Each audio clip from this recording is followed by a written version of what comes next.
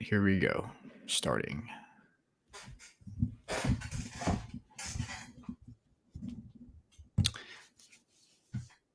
Hey guys, welcome for another show today. We have a special guest. His name is Grayson. You guys might know him from YouTube. He does a lot of videos debunking creationists, flat earth, debunking all those pseudoscience. So, yeah, welcome in, Grayson. How are you? Hey, Mike, I'm doing really well. Thanks for having me on the show. Yeah, no problem. So today I wanted to talk to you about abiogenesis, the origin of life. This is such an interesting topic for me. And I talk about it a lot on my YouTube and on TikTok, and a lot of creationists and people that believe in God have questions about it, and they sometimes have arguments against it. So today we're going to hopefully hash it all out and talk about what abiogenesis is and all the arguments for and against it. So, Yeah, that um, sounds perfect, right up my alley. Like you said, I've done a lot of debates on my channel against theists, creationists, flat mm, earthers, climate change denialists, etc. And it's funny just how often the topic of the origin of life, abiogenesis, comes up in these discussions. Like you'll be talking about evolution, they'll bring up the origin of life. You'll be talking about the Big Bang, they'll bring up the origin of life. You'll be talking about what consciousness is, they bring up the origin of life. So just being a person that debates theists, you're pretty frequently going to be coming yeah. up against this topic. And it is also one of my favorite topics to talk about as well. Right, because there's so much mystery about it on their side. From their perspective, it's like such a mysterious thing, so they love to like hinge on that point. Oh, well, you don't know how life started. So great. Now, first, before we begin, tell us a bit about yourself, your background, your education. Yeah, so I have a degree in biochemistry, and I've worked in a different number of scientific labs. So I've worked in neuroscience labs as well as like structural biology labs where we were examining the biochemical structure of hemoglobin, heme, and substituting out different elements for iron like cobalt or manganese and seeing how that affects the structure. And then after college, I started my own distributorship for a peptide based biologic product that's used in like bone fusion surgeries. So I've been sort of steeped in scientific literature and communicating scientific concepts for over a decade now. And throughout that entire time, I've always gravitated towards these debates on pseudoscience like creationism, intelligent design, Mm. flat Earth. And just through a number of years of listening to all these debates and wanting to dip my toe in the waters, I eventually, about a year ago, started my own YouTube channel, Based Theory. And yeah, it's just been a ton of fun engaging with these topics. And it really is a great way of just learning such a broad breadth of scientific knowledge through engaging with these conversations that, you know, learning is probably one of Yeah. my favorite hobbies. So it's been a real joy actually going through this. And I also love, sometimes engaging with these people online. Maybe you could identify with this. I sometimes feel like Jane Goodall just because I Mm. feel fascinated by these people and their beliefs and just how warped some of their thinking is, that sometimes it can feel like I'm, Jane Goodall, like just observing these, I don't want to dehumanize anybody, but just observing the way that their minds work in the Right. Right. wild and just being like, wow, that is a genuinely fascinating thought process that this person just went through and figuring out, where was the lack of critical thinking that just derailed their entire rational process? Yeah, I agree with you. It's just crazy out there. If you guys don't know Jane Goodall, she studies chimps and other apes like that out there in the wild, and typically in Africa, South America. Um, but yeah, so let's get this started here. A lot of theists will always hinge upon this idea that life has to be special, right? That life has to be some kind of a production from some magic being or God. But biologically, we know there's a different story towards to life. Life seems to be just a process. So, just tell us a bit what life is, and please define what life means biologically. Okay, so it's not an easy question by any means. Right. In elementary school, a lot of us learned this, 7 criteria of life concept of like, growth, reproduction, metabolism, cellular organization, adaptation, that kind of stuff. But I really like NASA's definition because it's a lot more succinct than that. And even with those 7 criteria, when you look under the surface, you'll see that there's still a lot of back and forth in the literature about, hammering out exactly what those criteria of life are. And there's still not exactly a concrete consensus because it is a little difficult to define exactly what life is. There's a lot of gray areas like viruses, or even more primitive than that, prions, which we might get to when we talk about amyloids. But I like NASA's definition that's used in sort of the field of astrobiology with looking for life outside the Earth. It's a much more succinct definition that kind of gets straight to the point, and that is that life is a self sustaining chemical reaction that is capable of undergoing Darwinian evolution. So that's sort of a short and sweet way of just conveying the basic idea of what is life. And it's not perfect by any means because you can look at something like a mule, for example, which is not capable of reproduction and therefore isn't going to be Mm, undergoing Darwinian evolution. But obviously, no one's saying that a mule is not life. So it's actually really a difficult question to pin down an exact definition of what life is. But we do know it when we see it. We see certain biochemical signatures of life. There's the recently touted assembly theory that actually details, based on the structure of molecules, what is associated with life and what is associated with non life based on the complexity thereof. You can even approach it in terms of entropy. Life is one of the best things in the universe at increasing entropy. The only other one mhm, that's better, I think, is probably black holes. So mm. there's multiple different angles for which we can approach this problem of what is life. It's not so cut and dry. There's lots of gray areas, lots of exceptions, but generally speaking, we know it when we see it. Right. Okay. And understanding abiogenesis is important. It's important to know what life is. This way, we can determine if we're going to ask the question, where did this all begin? What's the origin of life? It's important to know what Mhm. life is. Um, so, when asking the question, how did life evolve? We talk about abiogenesis, or how did life originate? We talk about abiogenesis. So, tell us what abiogenesis is. Is that and tell us the different hypotheses about that. Yeah, the straight and simple is that abiogenesis is life from non-living material. Mm, So okay. that's the easiest way to convey it. It's the origin of life. Mm, Oftentimes, when creationists or just general skeptics of science or naturalism will come forward and say, "Hey, why did it only happen one time? Why did abiogenesis not happen today?" That's a very common argument that I hear over and over. And so the basic idea, right, is that these non-living molecules that gave rise to life are organic, which means that they contain carbon, a carbon atom in them. And what eats organic molecules? Life. So, generally speaking, if there was ever a situation today where the abiogenesis process was beginning to start or beginning to form, it would very promptly be eaten by other organisms that are already alive. So once life has right. already developed, it pretty much prevents the process from happening again because the intervening steps in the process of abiogenesis are all very tasty and nutritious for any life that's already around. So, Right. yeah. And people don't realize, but life is almost everywhere on our planet. Almost Mhm. every square inch of our planet, even like the icy parts of like Antarctica and the Arctic, have some microbes living there somewhere. Wherever life could be, there is life.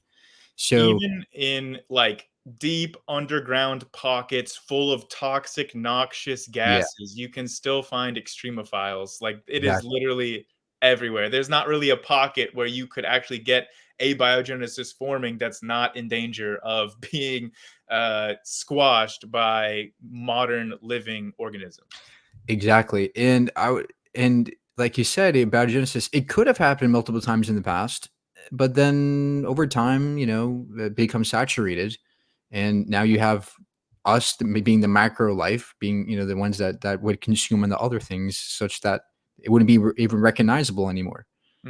Yeah. Um, it I'd was just also, kind of I yeah, just would like to address quickly uh, probably the most common argument that I hear, which is God of the gaps. Basically, whenever there's a gap in our scientific understanding of just about anything related to origins, theists will often try to insert, oh, well, that's where God intervened. That requires Mm, a miracle because if science can't explain something, then it must necessarily involve a miraculous supernatural occurrence.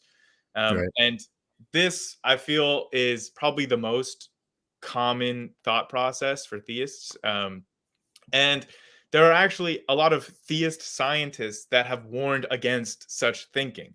Mm, Most notoriously, Georges Lemaitre, who is like one of the founders of the Big Bang Theory.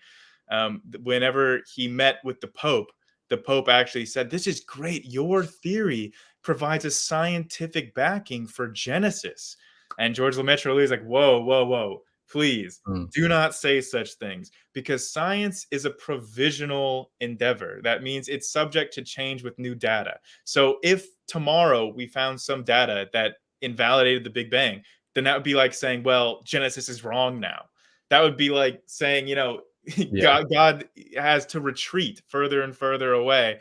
And that's a little bit what's going on with this God of the gaps. If you just have a gap in understanding and you just try to insert God, like I've right. literally had debates with creationists where they've tried to say, oh, interesting. We don't know what dark matter is or dark energy.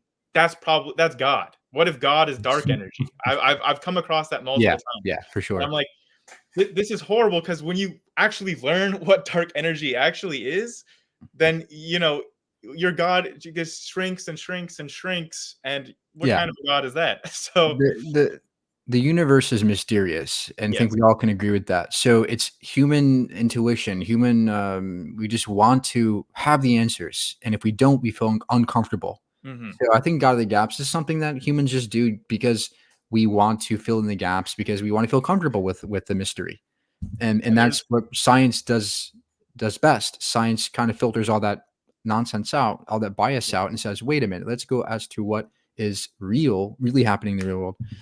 And I it's would never say absolute, and that's the beauty of it. I would encourage people to look at the track record. The track record of how many times in human Mm, history religious people have said, well, this phenomenon is, lightning is caused by Thor. And then we later found a naturalistic explanation for lightning.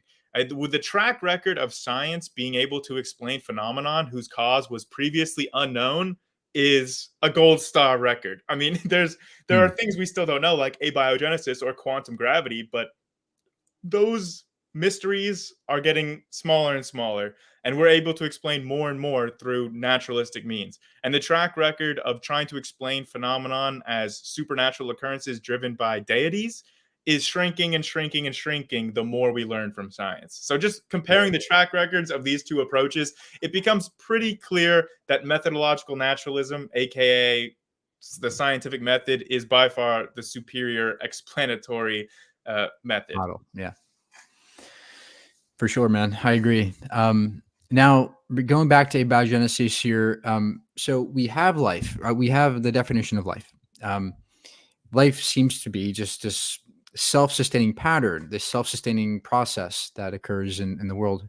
It occurs through different mediums, and the definition is never going to be absolute, but whatever. We understand generally, what speaking, what life is. Now, how do we go from no life to life, right? What's the process of that? And to answer this question, we have to ask ourselves, well, what was it like about 4 billion years ago on the Earth, right? What was it like back then? And we know the conditions of the Earth today are vastly different than they were back then.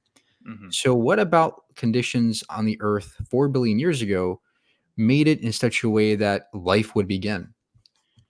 Yeah, so if you were to travel back in time to like between like the Hadean and the Archean era, like around, 4 to 3.8 billion years ago, the Earth that you would be seeing would be like an alien planet compared to ours, something more akin to like Io or Venus. I mean, just totally inhospitable.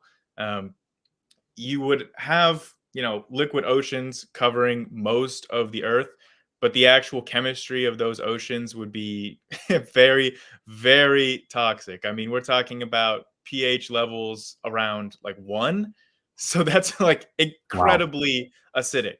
The atmosphere itself, today we have an oxidizing atmospheric Mm, environment because of the amount of oxygen, but this would have been a reducing atmosphere because oxygen was not a big factor present at that time. So, like today, when you leave metal outside, it rusts. That's oxidation. This That would not have occurred at this point in the mhm, past. The atmosphere would have been more akin to something like Venus, where you have carbon monoxide, CO2, methane as being predominant. Um, a lot of nitrogen would be ramping up, but it wouldn't have been the predominant amount in the atmosphere then. So it's almost a totally different world. Even people often don't think about this, but even the length of the day would have been radically different.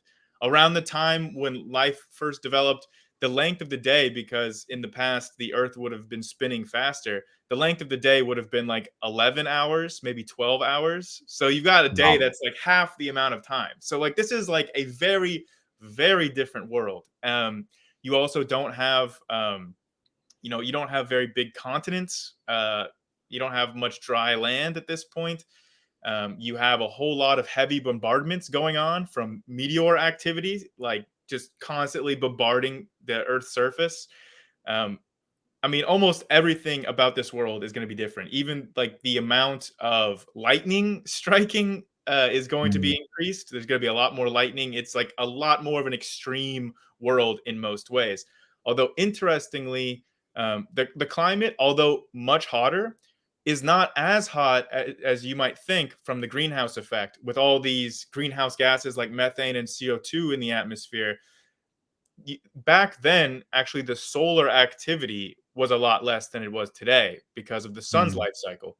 And so you actually have, I mean, still granted, you're looking at like double the amount of temperatures that you have today, but not as ridiculous if you were just taking into account the greenhouse effect. So this is a very extreme climate in a lot of different regards. You have a lot of geothermal activity as well, a lot of hydrothermal vents constantly pumping up and outgassing a lot of like volcanic gases at the bottom of the ocean. This is an environment that, on the mm. surface of things, seems very inhospitable to life. As we know today, yeah. And wasn't the moon like 25% closer than it is now? So like the tides were like way stronger and Yes. yeah. So keep that in mind because that might be important in the future to understand all these things, all these factors have to do with the production of life. Um so okay, so we have all these gases, we have a very hot ocean. Was the oceans I think we're like near boiling point, right? Like 100 degrees Celsius underground at least. Yeah, there is with during the formation of the oceans, there's sometimes the creationists will say, "Oh, it just all this water just came from space or from comets or just rained down." So there's a little bit of a misconception there about where the water for the Earth's oceans came from. Certainly, a percentage of it came from comets. This was a period of heavy bombardment, but a lot of it condensed out of the air, the early atmosphere. It was outgassed from the mantle. And when the Earth's temperature cooled down to a point that was a little bit under 100 degrees C, around that boiling point, that's when you start to have the oceans forming. I think around 4.4 billion years ago or so, somewhat. And this process was not all of a sudden at once. It was probably happening again and again until eventually you get a more stable ocean environment. But again, that ocean chemistry radically different from today. Like the salinity was way down, much less salty, but much more of soluble, complex organic molecules um, in the actual aqueous environment of the oceans. So yeah, it Right. was a very hot ocean environment. Although interestingly, when we actually look at the phylogenetics of life today, archaea are one of the most primitive forms of living organisms today. And actually, the very most basal branches of that archaea phylogeny are the extreme thermophiles, the ones that Mm, survive the best at extremely hot temperatures that can, be insanely hot, like at boiling temperatures or even sometimes greater, depending on the aqueous chemistry there. But some yeah, of the most primitive branches of life were adapted to thrive in these incredibly hot conditions. right. Um, okay, so we have these crazy conditions, and so that means energy, a lot of heat, a lot of energy as well. So there's we have the energy there. We have those molecules, but what that those carbon molecules. But what is the first like initiation of like the first proto life, like the first like beginning to get life? Are those amino acids? So this is where the different hypotheses of Mm, abiogenesis are going to diverge. So I should point out that abiogenesis itself is a mechanism; it's not a theory. So there's not like a theory of abiogenesis. There are mm, multiple competing hypotheses that explain an abiogenic mechanism. So there's, broadly speaking, two camps. There's replicator first, and there's metabolism first. So, replicator first would include things like RNA World, where you have some kind of self replicating molecules that would be the very first step in this process on the road to fully living organisms. In metabolism first, you have these self-sustaining autocatalytic chemical sets. So these are much more simple molecules than the sort of big macromolecules, but they have these sets of chemical reactions that sort of form these feedback loops and self-sustain. And these actual metabolic pathways could have preceded the larger macromolecules like nucleic acids or proteins or things like that. So those are the two broad categories for abiogenic hypotheses. So it might behoove us a little bit to start talking about the actual building blocks of life and where those are coming from, right? Um, right. Yeah. so a lot of people don't necessarily think about the amount of organic molecules in space, right? So you often hear that, oh, they found amino acids on a meteorite or something. And a lot of the times when creationists hear that, they they think it's, oh, that's ridiculous. You're telling me that there's just things out in space, and they just sort of leave it at that. So there's not much critical analysis of the actual processes that are going on in space that can create these really complex organic molecules. So actually, like, a huge percentage of all the carbon that's in the universe is not on planets. It's Mm, out in space, in the interstellar medium, in mm, these envelopes surrounding stars. And uh, you have really, really interesting chemistry that's going on in this photochemistry in space, where basically you have these organic volatiles that are associated with like ice granules, or these that are sort of floating in the interstellar medium. And when they're bombarded with especially UV radiation or other solar radiation, that can create a lot of really interesting chemistry. A lot of radicals are created that, if they have the proper mobility, can form some really complex, really exotic organic compounds. So space is not just this, medium of very simple chemicals. There's a lot of really complex things going on in space. I also oftentimes, whenever I say there's organic things in space, a lot of creationists will misunderstand and think organic means life or requires life. Organic just means it's carbon containing. mhm. So that is, I come across that stumbling block all the time. So in space, right, in meteorites and using spectroscopy, we've observed some really complex organic molecules, from like sugars to amino acids to nucleobases. Most of these building blocks of life are actually naturally occurring and naturally forming in space. And were probably already present at the time that the Earth was Mm, formed from the accretion disk. Like, I think James Webb Space Telescope just saw some excellent examples of accretion disks that contained both water and organic molecules already, like, before Wow, the planets are fully formed. So a lot of this stuff has to do with like astrochemistry. Um, that's so amazing. yeah, Yeah. um, So the basics of the basics are already there when you get a planetary system, and they're already there for the most part in yeah. terms of ours. So wow, that's amazing. Go ahead. Yeah. So the next step, once you have these building blocks, which is like amino acids, sugars, nucleobases, and lipids, which are all naturally occurring prebiotically, they don't require life to be formed naturally. The next step is linking those together in Mm. ways that lead to life. And remember, we were defining that as a self sustaining chemical reaction capable of undergoing Darwinian evolution. So, what do you need for Darwinian evolution? You need reproduction, like the ability to reproduce yourself, and you need heredity of some way of like being able to pass from one generation to the next, the information that helped you be successful, and then you need variability of fitness effects across a population, right? So if you have those three things, you're going to have Darwinian evolution. So there are a few different candidates that are capable of doing this. There are ideas that even just these simple autocatalytic chemical sets, these metabolism first models, even those could be capable of Darwinian evolution. To my knowledge, that hasn't been demonstrated yet in the lab, but there are several, you know, pretty compelling pieces of literature describing different ways that can occur. What we have seen in a lab, though, is we've seen the replicator first models accomplishing these necessary criteria for Darwinian evolution. So most famously, that would be the RNA world.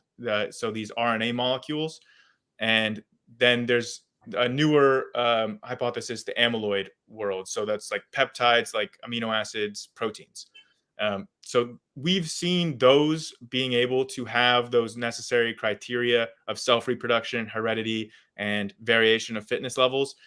We've seen that in those replicator first models, actually in laboratory experiments. So we've seen amyloids and all these things in labs already. We have experimental evidence of these things already. Yes. So we've formed amyloids and RNA molecules prebiotically. So without the Wow. use of like things that would already require life. So, for example, volcanic gases are able to catalyze the formation of amyloids from amino acids. So, Wow. yeah. So a lot of the times I'll hear, especially from people like James Tour, who's one of the more prominent anti-abiogenesis proponents here on YouTube. He used to make the argument that you could not form polypeptides from amyloids in water. And then eventually he was shown that, hey, way back in 2002, they did that with carbonyl sulfide. It's a naturally occurring volcanic gas. It catalyzes that reaction in water. Wow. So he had to back off that point. We've So seen RNA molecules form through like wet dry cycles, catalyzed on clay mm, surfaces. mhm, So yeah. we have seen prebiotic mechanisms that you can link these building blocks together into these macromolecules that are capable of Darwinian evolution. Yeah, and I wanna make sure the audience understands what amyloids are. Can you just Yeah. from what I know, they're basically chains of peptides and then or polypeptides, and then they can form sheets, and then they Yes. can metabolize in a sense? Yes. So um, most of the actual not most of the mass of your body, but most of the actual like structure is from proteins. So proteins are huge. They accomplish most of the biochemical activities in living things, and proteins are made of amino acids. So when you have a string of amino acids that's not quite, a full protein, but it's a shorter chain. That's a polypeptide. So you have certain levels of structure for these polypeptides or for proteins. And on a secondary, it's called a secondary structure. So the primary structure is just the raw sequence themselves. You could list it out on a piece of paper. The secondary structure is what kinds of structures those sequences naturally form when they just fold spontaneously, like in water. So there's two main types of structures that most proteins will form into: either an alpha helix, which is a helix kind of like DNA, Mhm. or a beta pleated sheet. So if it forms a beta pleated sheet and you have like a big sheet of these amino acids that are sort of pleated, as in like they kind of like make this kind of a pattern, like a crumpled sheet of paper, Yeah. that kind of structure is what is indicative of an amyloid. So when you don't have this sort of more advanced shapes of proteins like modern enzymes, and enzymes are basically just proteins with jobs, like they have a very specific function that they fulfill in the body. Um, when you don't, you can have some really, really complex shapes of enzymes that are necessary for them to do their job, but in just a general shape for a polypeptide to form, almost any polypeptide is capable of forming a beta pleated sheet like an amyloid. So amyloids in today's life are, you have amyloid elements of certain proteins, like a piece of them might form a beta pleated sheet. But when you have the whole thing as a beta pleated sheet, um, that is typically going to be referred to as an amyloid. So in today's world, amyloids are largely seen as destructive for life. I Mm. mentioned prions earlier. Prions are disease causing agents like a virus. They can spread, but they're even more simple than a virus. Like a virus has like genetic material as well as a protein capsule, but a prion is literally just an amyloid. Like it doesn't have any actual genetic information, but it Right. does contain information that is capable of spreading just like a virus. And it does this by essentially, amyloids are able to act as a template for the reproduction of more amyloids. So that surface of that sheet is capable of producing more sheets. Like building on itself, right? Yes, Built on. exactly. And that can actually happen in your body. The most common prion disease that people know about is mad cow disease. Right. So that's not virus, it's not a bacteria, it's an amyloid. Right. And it essentially, whenever it gets to a normally folded protein in your body, it comes in contact with it, it can actually misfold it and turn it into another amyloid that Amyloid. can continue to spread like a virus in your Wow. body, and it can Wow. turn your brain into mush like mad cow disease. That's So so hold on for the audience. I want them to really like grasp this. So what he's saying is that we can get very, like you said, very simple, basic amino acids. They can form into, they can mold into sheets, and these sheets they can actually interact with living beings and pretty much act like living beings, metabolize even, and perhaps even replicate in some fashion, mhm, but they're not really living, right? yeah, So, like this is like the steps we get towards a living thing. yeah. Is that correct? Yes. So amyloids themselves are capable of storing information in their sequence of their amino acids. So this is like Wow. information storage before any DNA or RNA, any Right. genetic material. Right. Amyloids themselves are capable of storing this information and passing it on. Like they pass it on in the case of prion diseases, like a virus passes on its genetic material, but this is not genetic. And so Right. it's passing on that information by misfolding your proteins to more resemble itself. And it's capable of catalyzing other reactions like misfolding those proteins and a bunch of other kinds of reactions. And the other big example of amyloids in medical science today is with Alzheimer's. So when you have those misfolded proteins that become amyloids in your brain, they can Mm. spread, cause more proteins to misfold, and Mm. accumulate as amyloid plaque around your neurons. And it's thought that this is a big driving factor in the development of Alzheimer's. So, another thing I often hear from creationists that are maybe a bit more well versed in molecular biology, if you bring up the amyloid world hypothesis for abiogenesis, they'll say amyloids, those are destructive to life. Nothing good can come about from amyloids. But again, this is a common misconception with things like abiogenesis, is that creationists will commonly look at life today instead of thinking about life's Right. origins. You know, Right. like all cars today have catalytic converters. But it's a Mm. fallacy to say, well, because all cars today have catalytic converters, then the first car must have had a catalytic converter. And that is a logical fallacy that I often see creationists making when it comes to life. Like even the Right. biggest proponent who's an organic chemist, PhD, James Mm. Tour, he makes this mistake all the time. He says, well, here are our 20 amino acids that we have in all life today. So you need to explain to me how this specific amino acid can bond to this specific amino acid if you have no enzymes or no life.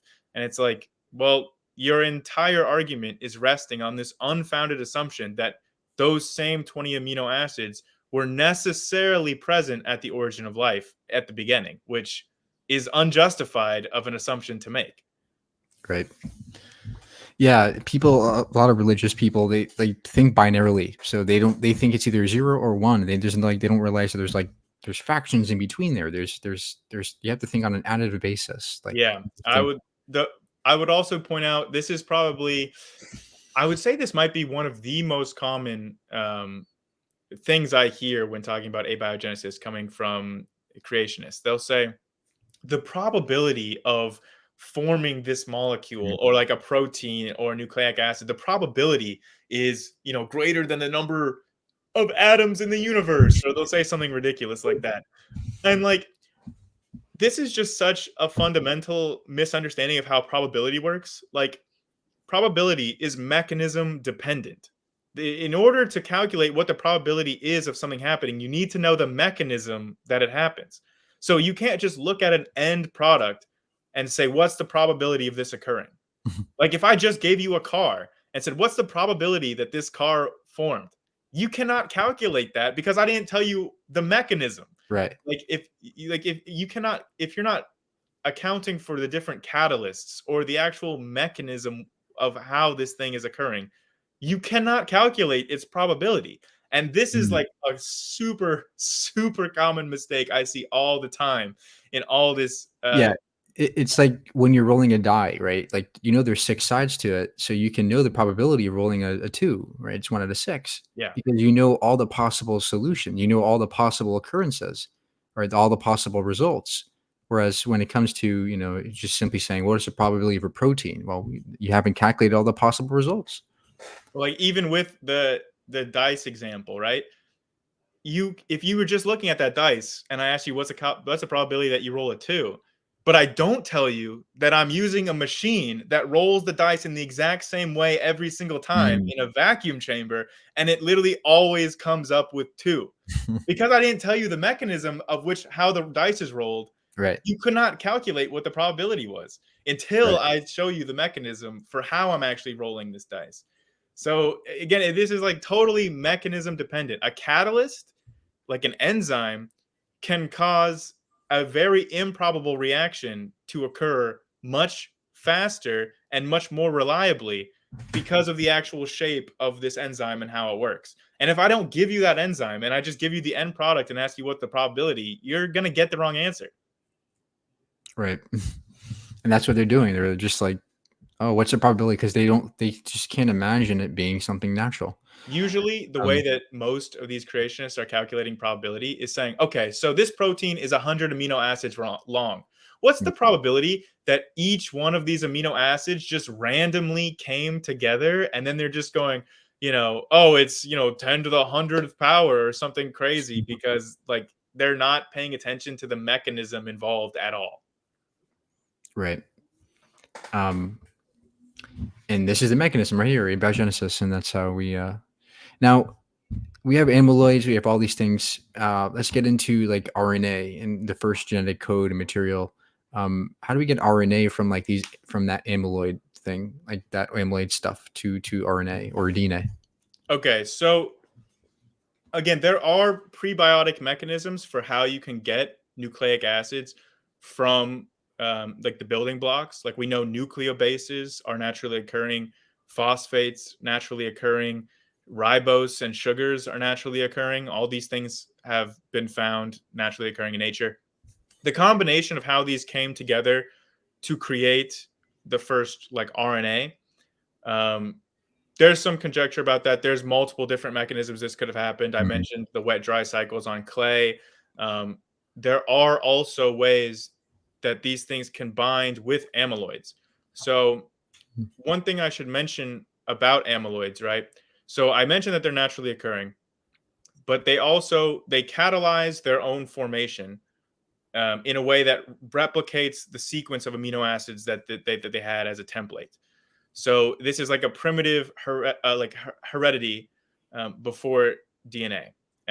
It also is a way. Um, so it preserves the chirality, which we haven't really talked about yet. That's another big issue in abiogenesis is the chirality of these molecules. So um, sorry if this gets us off on a tangent here, but molecules have what's called chirality. So it's either left-handed or right-handed. So the basic idea is that if you superimpose a left-handed molecule on a right-handed molecule, they do not work. They're mirror Mhm. images. They're not superimposable. So all life today has, you know, left-handed amino acids, but like right-handed sugars, and you don't Mm. have this mix of left and right-handed Right. molecules of a certain type. So this is called homochirality, and this needs to be explained as well. So amyloid templates help. They provide a potential explanation for homochirality. There's other explanations for other hypotheses for abiogenesis, like when you introduce when molecules interact with a surface that is magnetized, then there's a preference for certain chirality, and you get these homochiral outcomes.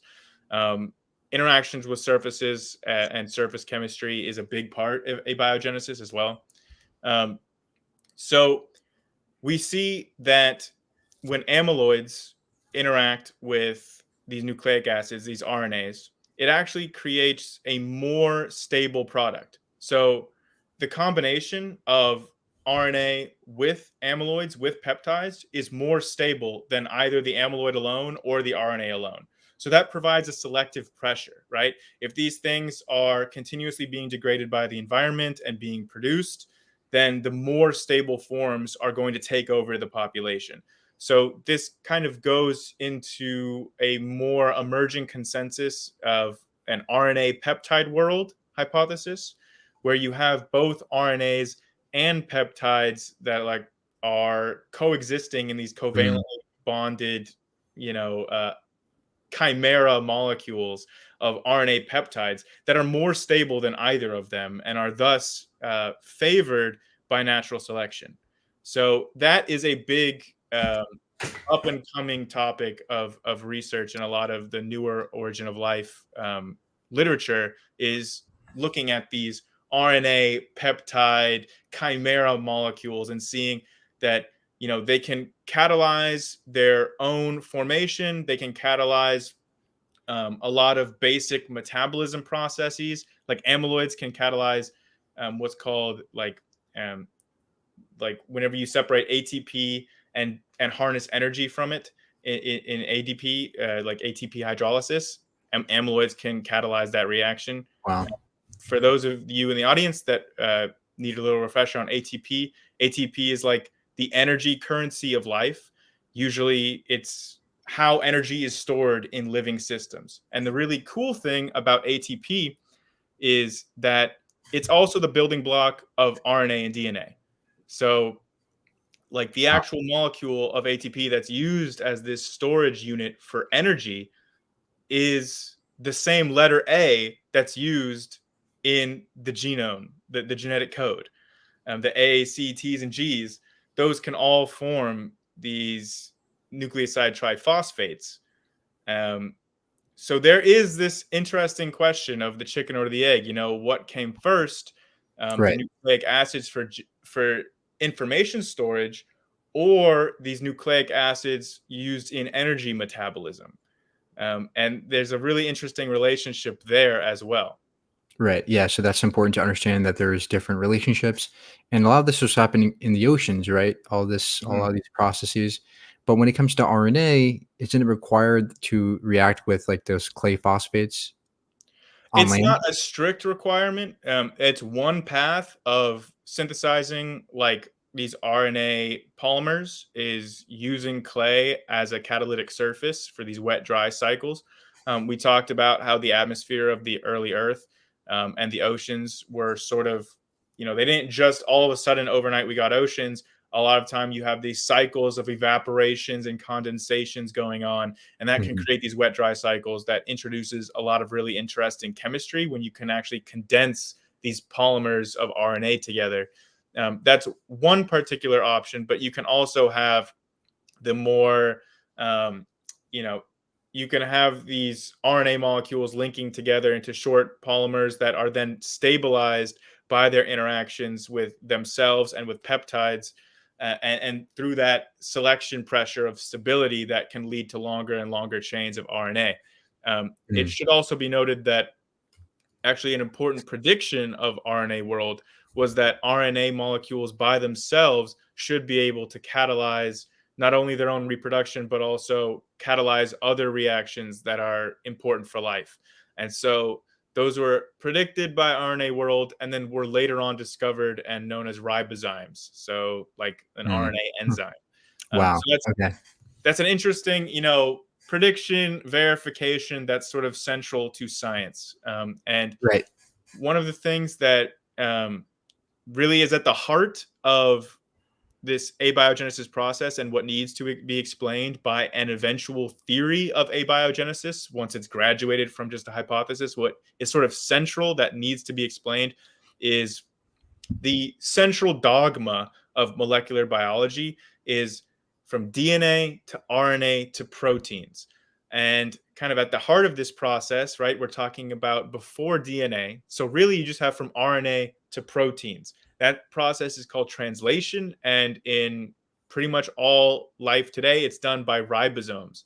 So, the evolution of the ribosome is pretty much right at the very heart of abiogenesis. Figuring out how ribosomes developed is the key. And Mhm.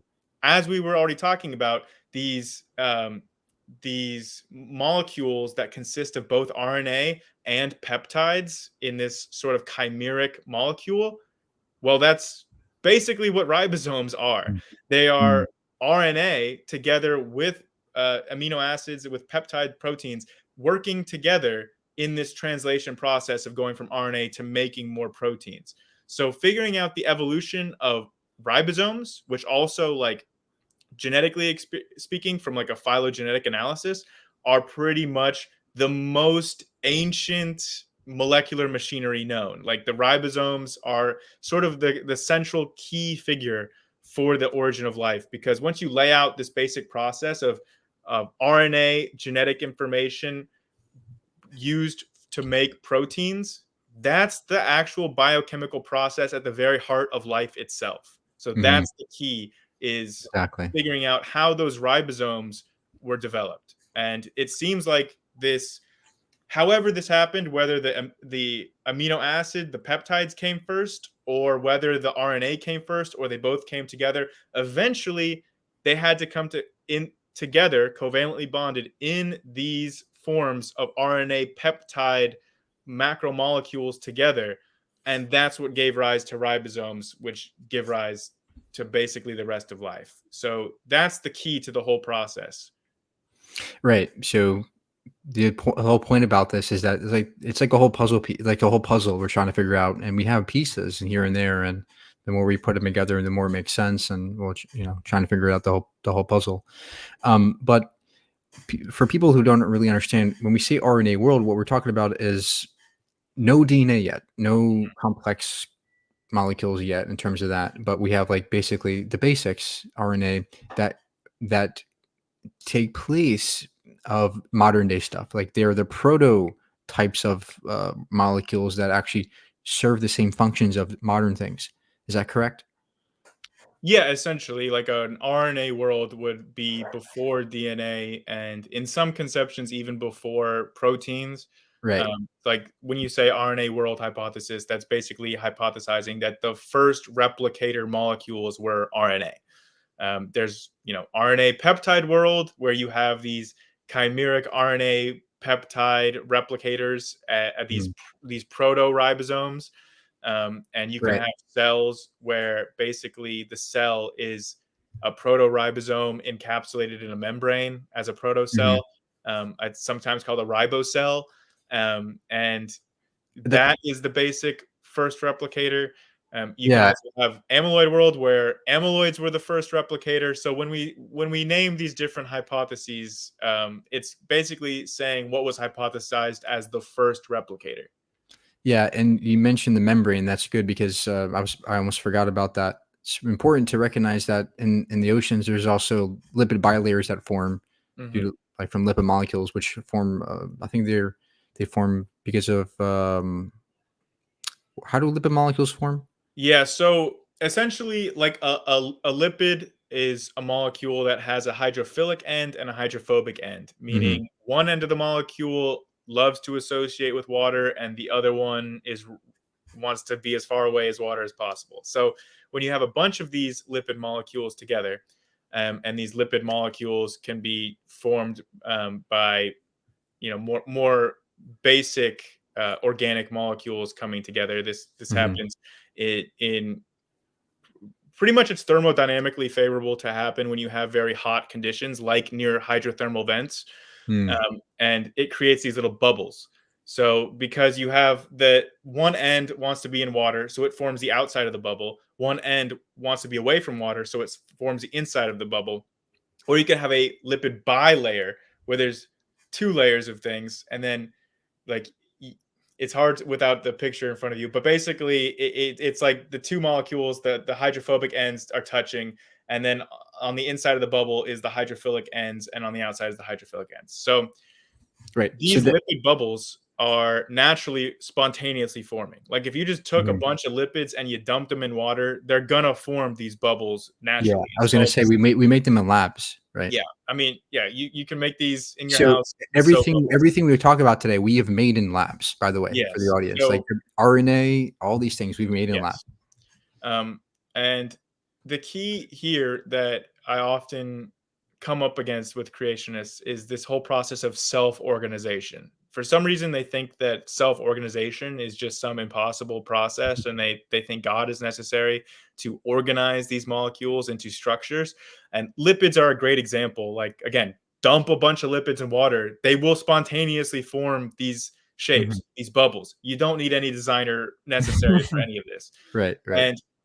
And self-organization just as a whole, as a topic, has been you know delved into in things like complexity theory and non-equilibrium thermodynamics since like the 60s. Like we know how self-organization gives rise, like not even just in biochemistry but in things like economics or linguistics or computer science. We know that complexity can form and self-organize into discrete patterns or structures just because of the dynamics involved at like edge of chaos systems or non-equilibrium thermodynamics. Like there's a whole complexity theory built around what's exactly driving these processes.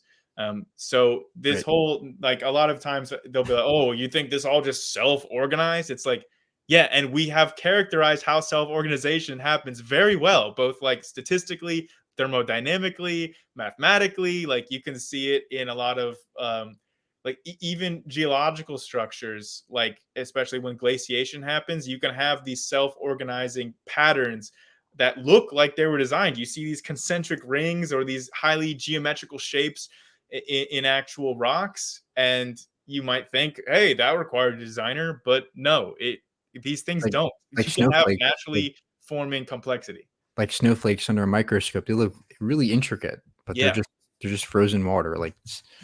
But yeah, the reason why I mentioned the protocells is because that really what encapsulated those things, probably like Mhm. RNA and perhaps the amyloids, Yes. which then drove further replication for Yes. those So cells.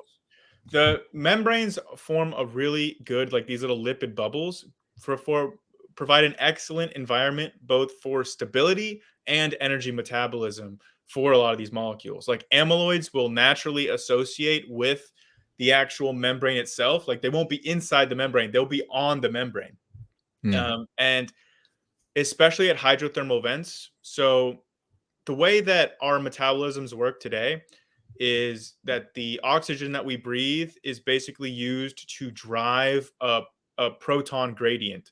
To say on this side we have a bunch of positively charged protons, and on this side we don't. And so the protons really want to move across this membrane to the other side. And that movement can be harnessed for energy, kind of like how a water wheel works or like a dam. So that flow of protons across the gradient can be harnessed for energy. But it's the oxygen that we breathe and the food that we eat that is what is providing the energy to create that proton gradient so that Right. it can be harnessed for energy. But at hydrothermal vents, those proton gradients are naturally occurring. I talked about how Mm. acidic these oceans are. Wow. That means that there's a bunch of protons in the oceans, and then what's being released by the hydrothermal vents doesn't have that amount of protons.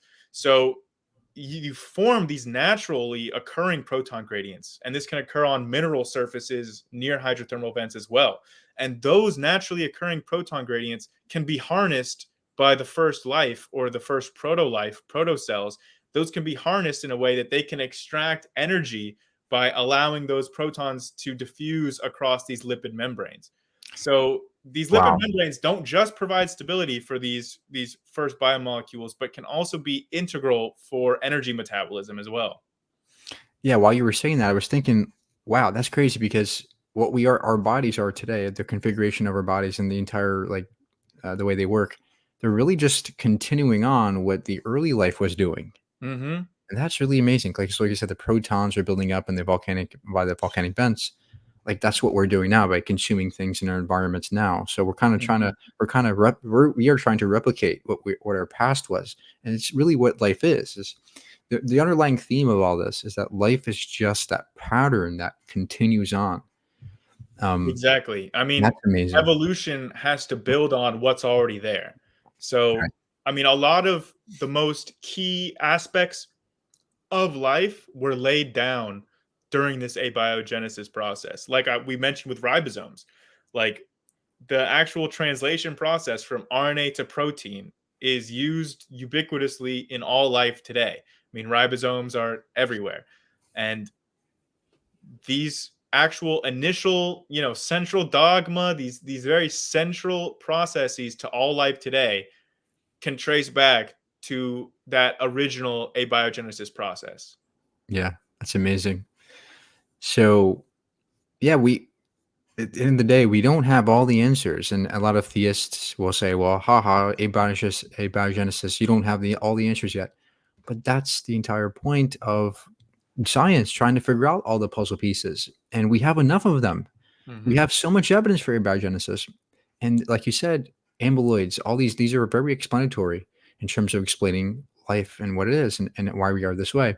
So I think that people are doing a huge disservice to the science when they say, well, we don't have all the answers. So here's what God, here's why God's better because it's more simpler to me. Well, you're missing, not only are you missing out on all the richness in the story of this abiogenesis, all the amazingness, but you're just assuming things that aren't necessarily true because of your ignorance, because you're scared to face reality. You're scared to face, the discomfort of the mystery. And there's such an inconsistency with that train of thinking as well, Mm, because it's not like I mean, there are plenty of mysteries in science, and mm, people are not attributing God of the gaps to them. Like, I've never seen anyone say, like I mentioned quantum gravity earlier. I never see anyone say, well, because we don't know what gravity is like on a very small quantum scale, God must be gravity. Like, mm, I right. never see people trying to attribute quantum gravity to God. Or I've brought up before the Mpemba effect, which is like we've known about for 200 years. It seems like a very simple thing to explain, but it's why water that is hotter will actually freeze faster when it's cooled down. And Mm, nobody knows why. And this is like it seems like such a simple thing, but nobody has knows an actual explanation for this. I never see creationists say, "Oh, well, God has to be responsible for why that previously hot water cools faster." yeah. There's such an inconsistency in this application. It's only for things like the Big Bang or abiogenesis or like gaps in our knowledge that are specifically have to do with origins, that then they'll say, Yeah. oh, well, there cannot be a natural explanation for that thing. Yeah. It has to be a supernatural miracle by God. And Yeah. nobody ever makes that argument for the Mpemba I effect I or I quantum think gravity it or anything. Yeah, I think it's because we want so badly to be part or integral to the origin story. We Mm, want so bad to, because we're so egotistical as humans, we want so badly to be the main character of the story of the universe. That's why I think that's why we tend to think the Big Bang was produced, as caused by God, so that we could be here, and that that God sparked the origin of life, so that we could be here, right? So I think that. Do you agree with that? yeah, that makes sense to me. Mhm. What I find so bizarre about this though is that oftentimes creationists will say, well, abiogenesis is impossible, or the Big Bang is Mm, impossible. They'll say not just that yeah. God must have done this, they'll say that is a naturalistic explanation is impossible. Hmm. And I never hear them say, well, quantum gravity is impossible. Well, the Mm, Impemba effect is impossible. Like the only things that they'll say, like, I mean, there are tons of scientific mysteries that we don't understand. Like the dolomite problem was just solved last year. Like it was like a 250-year standing problem that nobody knew how the mineral dolomite was naturally formed. But I never heard creationists say, well, that must be because dolomite has to be formed miraculously, and it's impossible to have a naturalistic explanation for the formation of dolomite. yeah. Like, and again, last year, some brilliant geologists found out a naturalistic way of forming dolomite. So big ups to them. Yeah. But it seems like this only has to do with things that are, I don't even know. I was gonna say contradictory to religious texts, but it's not just that, because their religious text said that God formed the dolomite too, I would assume. So it's Yeah. like it's very, very specifically applied to things like the origin of Well, I life. think there's many factors. I think that a lot of it has to do with people that just are not familiar with all the mysteries, so they just hinge on the couple ones that they are Mm. familiar with. But Like the also origin of consciousness is another big one. They'll yeah. say like consciousness cannot be natural. It has to be some sort of soul or supernatural thing. It can't just be the brain. So I think you're right. Maybe this is just what is more, normal for maybe scientifically less informed people to think about, or the big questions, the origin of life, the universe, everything. Yeah, I mean, there's a lot of factors that have to do with it. I think ego has a big one to do with it because, we want to be essential to the universe. We Yeah. want to be the center of everything. I mean, look at Galileo. He got, stuck in his house. Mike, I've done a debate against Robert Sanjanis, who's a Mm, very prominent geocentrist, and he literally is making that argument that you just said. He says all these scientists are trying to tell us that we're not special, but actually yeah. the earth is the center of the universe, and the entire universe rotates around the earth every 24 hours, and we're the center of creation. We're the most special privileged Yeah. position made specifically by God. So it is exactly what you were just describing to a T. Yeah. Look, we all want to be important, and I think that's what drives us in a way to be alive. So in a way, I think that religious people have some degree of true. They're correct in some way of thinking that we are important because it's what keeps us alive. But ultimately, I think that we have to have balance. We have to understand our biases in this picture. That Mhm. maybe we might not be so important to everything. I'm Yeah, not saying we're worthless, but maybe we're not the reason why the universe exists. Maybe we're just a yeah. part of it, experiencing it. Well, And meaning is in the eye of the beholder. Like I'm yeah, not waking up in the morning and being motivated because I feel like I'm in such a special privileged position in the universe and the whole universe was created for me. I'm getting up because I'm motivated by my own goals, ambitions, my loved ones, my community, like the things that I personally derive meaning from subjectively. I don't mm, feel it's necessary to have objective meaning for me to feel like my life is meaningful, purposeful, and for me to feel motivated to get out of bed every day and continue to do what I'm doing. Yeah, I don't and think any objective meaning is necessary for any of that. yeah, and the bigger thing about all this is that look at the richness that we just explained today. Look at all the amazing details, the intricacy of our story, how we did originate. Mhm. You look at what you're missing out if you just say God did it. Look at or like Carl Sagan says, like the universe is full beyond measure of elegant truths, exquisite interrelationships of the awesome machinery. It's the way that the world operates and like all these mysteries about the universe. That's what drives me. That's what gives me meaning. All the mystery, all the unknowns, is that one day we can figure it out, and that's what drives me. That's what drives scientists. And that's what I think theists are trying to shun away from because they just want quick answers. But in exchange for that, they're getting less beauty. They're extracting less beauty, less richness from reality, because reality is a very amazing place.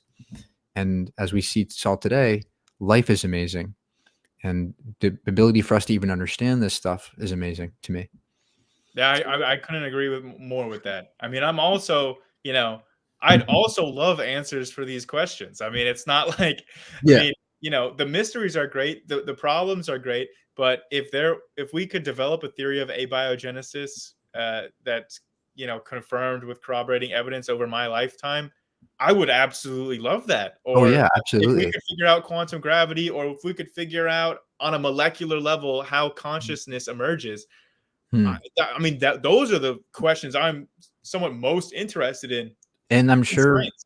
and I'm sure that there'll be more questions that arise from those answers. It's like this Yeah, like an ever branching tree of questions that never end, and that's the beauty of it all. Um, and the fact that we are these assemblages of organic molecules that have a 4 billion year journey behind them, I think that's amazing. I think yeah, the underlying moral of the story here is that we're amazing. Life yeah, is amazing. Like biochemistry is amazing. Learning about these things, the fact that when you understand what we are, that we are these chemical molecules interacting, producing this experience, I think that's itself an amazing thing. And it's what makes me love science and love learning. So, on that note, do you have any other things to raise? I definitely could not put anything as articulately or as beautifully as you just did. I mean, you summarized all my feelings on this whole situation and science in general with that just now, so Mhm. I don't think there's anything I could add to that perfect capping stone. Great. Well, everybody, please go ahead check out Grayson. He has a lots of debates. I think he was on Yep. Modern Day Debate, like a few I've weeks been on ago. there a few times. I've actually done an abiogenesis debate on there. Yeah. I've done a lot of different debates from the Big Bang, which is another big passion of mine. Like cosmology in general, quantum mechanics. I'm super into physics as well. But yeah, I've done abiogenesis debates. I've done a bunch of evolution debates. I've done flat Earth debates, and I've done a few theological debates. I've even got some on like, did the Exodus really happen, or did Jesus resurrect? Spoilers, no. So I've got a whole bunch of debates on a whole bunch of different topics. So if you're into that kind of thing, definitely check out my channel. It's based theory, as in the opposite of a cringe theory like intelligent design. Mhm. Yeah, and you better go on TikTok. We all want you to be on TikTok, okay? I definitely need to get on TikTok. I 100% agree. At the moment, I'm not, but it's definitely in the works. Good. We definitely need you there. I would appreciate that. All right, man. Well, thank you, Grayson. Thanks for being here. Everybody go follow him, subscribe to him on YouTube, check him out, and thank you all for listening today. Hope you enjoyed it. See y'all later. Bye.